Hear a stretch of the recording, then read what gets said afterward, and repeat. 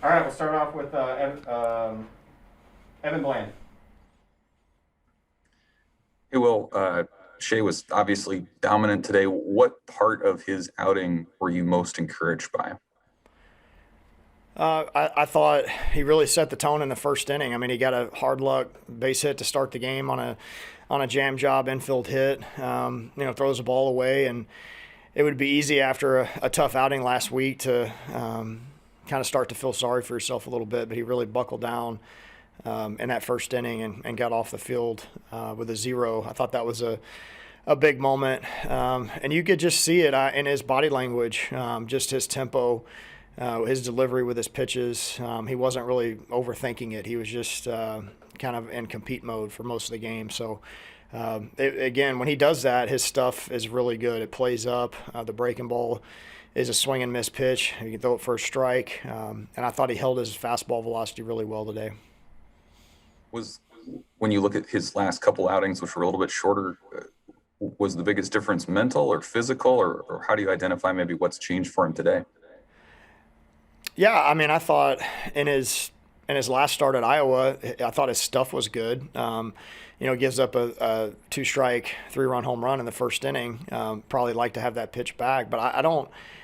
I thought there was a lot less searching for things for him. There really wasn't anything going on other than him just having a good look on his face the whole day. I mean, and it's crazy. You can tell. I mean, when guys just are searching a little bit, maybe they kind of their body language is begging for a call here or there from behind the plate, or they're just, maybe searching a little bit. I didn't see even an ounce of that today from him, and he was just like I said, he was in compete mode. Cole Peterson. Hey, Will. In all four games this weekend, you guys are able to get going early with a run on the first inning. How important is that for your guys' attitude there in the dugout? And then this week, especially with fans, how important was that? And how helpful was it to get the fans going early? Yeah, I would say anytime you can grab that momentum in the first inning, it just kind of sets a tone for the game. I thought our pitchers did a nice job on their end of it, just kind of setting the tone. But offensively, anytime you can score early, you kind of get to get off to the races, so to speak. But even if you don't, I think the things we're looking for, even if we don't score a run early, is what our at bats look like. Are we on our good approach at the start of the game, and those type of things. And over the course of the last handful of games here, I think Acker's done a fantastic job of just setting the table at the top of the order and really setting the tone for the offense, getting guys having a good approach right away. Chris Bassinet. Well, did you or Coach Christie kind of see this coming from Shea in practice this week, or did he try and change anything up as the week went on, or how did you kind of see that develop as you got closer to this weekend? Yeah, I don't think he did anything different from a preparation standpoint. I mean, he's always, going to be getting the work in, whether it be with his arm care, his throwing, his weight training, those type of things. I do think as the week went along, as we got closer, you could just tell he was very determined, just with his demeanor day in and day out. He wasn't going to be denied. I think he kind of felt the urgency of the situation where he needed to bounce back. He needed to have a good outing, and not just for himself, but for the team. And I think you could kind of sense that as the week went along, and I'm not surprised at all that he went out and did what he did.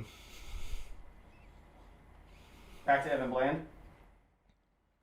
Was that catcher's interference in the third inning? What happened on that, and what's it like then in the dugout when you guys get new life like that? I mean, it seems like you've been able to capitalize on some of these extra chances here this weekend.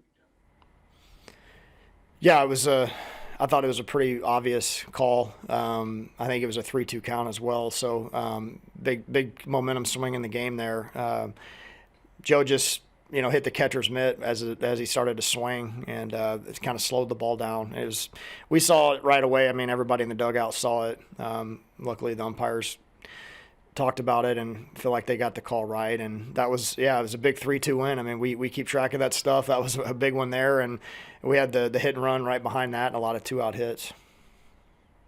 And then I just wanted to ask too, you guys are 4 weekends in now. How much do you feel like you and the coaches are starting to identify roles for guys at this point and kind of know what everybody's capable of that maybe you can't do in practice and it takes games to kind of figure out?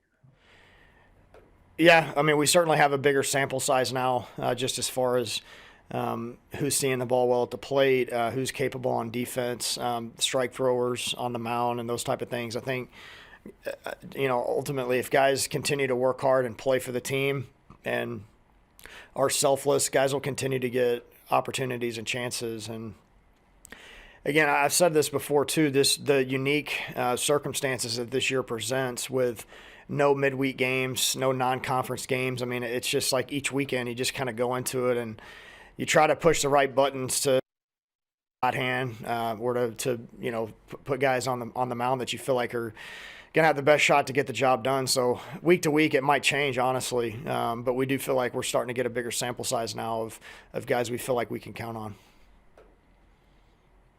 Okay, that's it, unless anyone else has any other questions.